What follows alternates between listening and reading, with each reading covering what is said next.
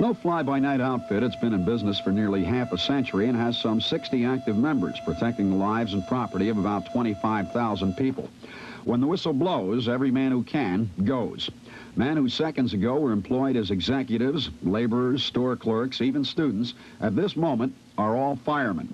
The first man on the scene pinpoints the fire location and overall situation with a call to police. He logs it for later arriving members, raises the garage doors, and starts suiting up.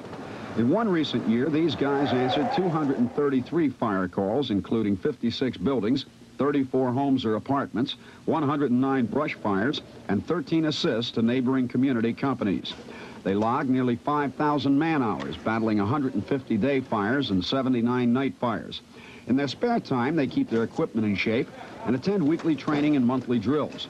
What do they get out of it? It's a lot more than just a community bit. It's a lot of hard work, too. When you've been out to a bad fire or rescue, you've saved someone's property, you've helped maybe save someone's life, you have a feeling at the end of that day that you've contributed something to the world or to your community. Well, get you out of the house and get you away from your wife for a while.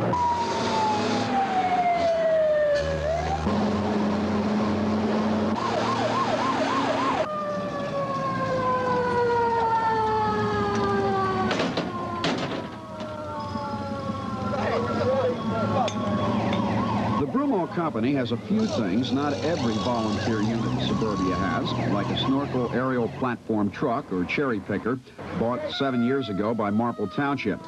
Most of the company's other equipment, all rather modern, was purchased by the company itself. There's also strong esprit de corps among these men. It sounds corny, perhaps, but they're proud of the company, the equipment, and their double duty. By and large, volunteer companies like Broomall are appreciated by their friends and neighbors. The image of volunteer fire departments is little more than social clubs made up of wahoos who never had any toy fire engines to play with as kids isn't appreciated by these guys, but they're aware that image does exist, hopefully not here. The person that makes this type remark has never really, in all probability, had a need for a volunteer fireman. The man that has had a need for it has seen how the volunteer fireman works, usually will not make derogatory remarks about a volunteer fireman. And any time that you do get a derogatory remark from somebody, we here at this company go out to that person directly and talk to him and find out why he's so obnoxious or upset and try to explain to him what the situation is. What kind of hassles does this cause for you guys, either at home or on the job, or, how do you handle such double duty or triple duty in many cases?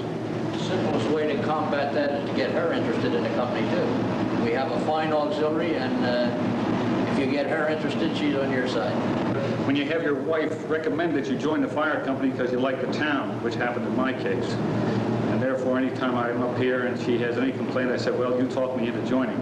My wife realizes that I've gone doing a job up here for the community, and she's very understanding about it, as most of the wives are. They realize you're doing the job, and they go along with it.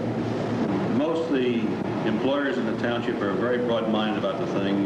They have an investment here, too, to protect also, and they realize that this is part of their share of the community also. If I work in Center City, I'm only here in the evening.